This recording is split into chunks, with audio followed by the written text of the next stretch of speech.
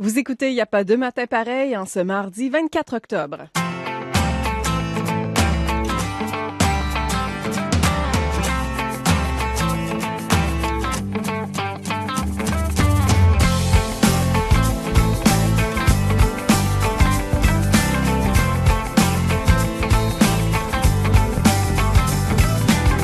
La première ministre va-t-elle poursuivre le chef du Parti progressiste conservateur, Patrick Brown, pour diffamation? S'il est poursuivi, quel sera l'impact sur son parti et sur l'issue des prochaines élections dans 8 mois? L'analyse de la politologue Geneviève Tellier à 6h45.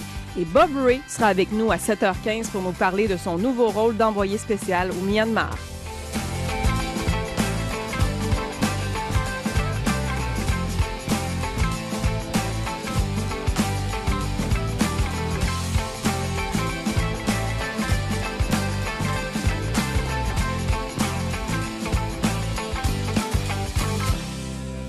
Bonjour, ici Marjorie April. Bienvenue à Il n'y a pas deux matins pareils en ce mardi 24 octobre. Bienvenue à tous les auditeurs qui viennent de se réveiller et qui se joignent à nous ce matin. Il fait 15 degrés, c'est encore doux ce matin, c'est très humide, il a plu durant la nuit.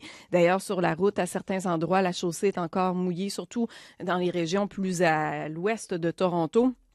Il y a encore quelques gouttes de pluie là, qui pourraient tomber dans les prochaines minutes. Ça devrait cesser tout ça. On n'aura pas de la pluie soutenue aujourd'hui en passant. On pourrait avoir encore de la pluie, mais plutôt en après-midi. Peut-être même au courant de la journée, quelques percées de soleil et de la pluie en soirée avec des températures stables. Le mercure devrait rester comme il est en ce moment, autour de 15 degrés. On prévoit demain des nuages, 40% de probabilité d'averse et un maximum de seulement 11 degrés. Le mercure descend un petit peu là, cette semaine. On redevient, l'automne revient en force au courant de la semaine. Pour ce qui est de la circulation, déjà, on a un problème sur la 403 Ouest à l'approche de Wilson, de la rue Wilson Ouest à Ancaster. La voie de droite est bloquée et on ne sait pas quand elle pourra rouvrir. Bonjour à toutes mes collaboratrices en studio ce matin. Isabelle Gobeil. Bonjour. Marie-Michel Lauzon. Bonjour. Et Ève Caron. Bonjour. Qui fait son grand retour officiellement retour. parmi nous. Oui. Ève qui a été absente durant toute l'année. Absente, mais à l'écoute, je dois dire. Oui. Hein, quand on est en congé de maternité à la maison en train de nourrir un enfant, un bébé, la radio, on l'apprécie énormément pour nous garder un petit peu connectés, pour nous garder à l'affût là, de ce qui se passe dans l'actualité. Alors, merci. Et vous allez voir, c'est comme de la bicyclette. Oui. On ne peut pas perdre ça. Une fois qu'on sait faire de la radio, on sait toujours en faire. Je l'espère bien. Ève, on va commencer avec vous dans l'actualité. On pourrait assister à la fin du procès des 2 hauts placés du Parti libéral qui sont accusés de corruption aujourd'hui. Voilà, on parle de Patricia Sorbara, ancienne chef adjointe de cabinet, et Jerry Lougheed, organisateur libéral, donc accusé là, de corruption en vertu de la loi électorale.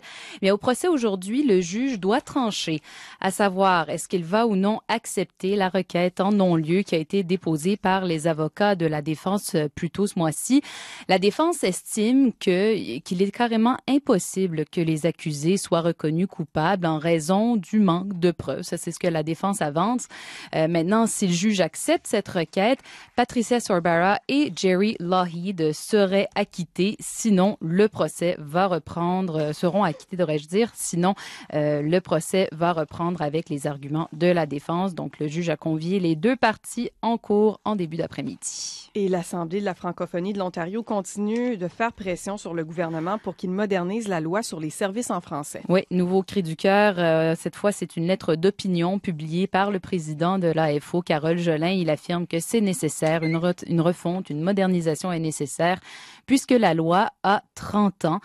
Selon lui, malgré la promesse d'une refonte de cette loi il y a 1 an, les choses ont peu bougé.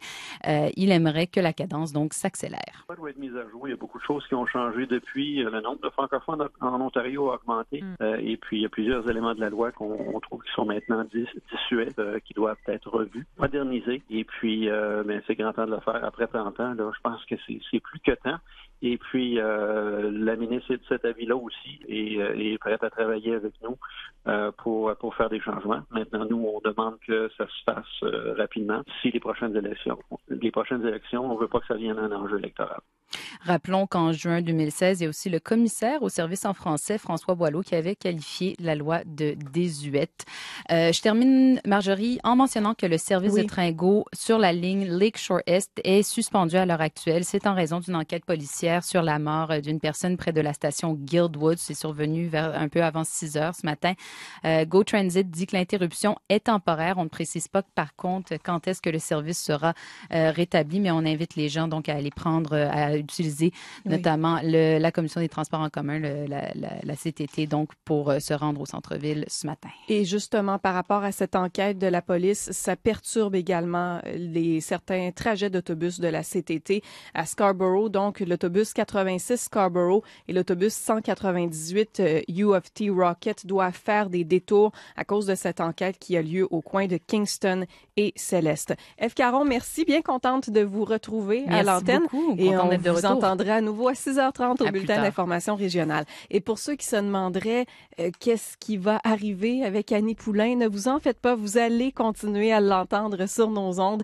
Annie sera sur le terrain comme reporter terrain avec nous. Marie-Michel, oui. Aujourd'hui, c'est vous qui allez sur le terrain.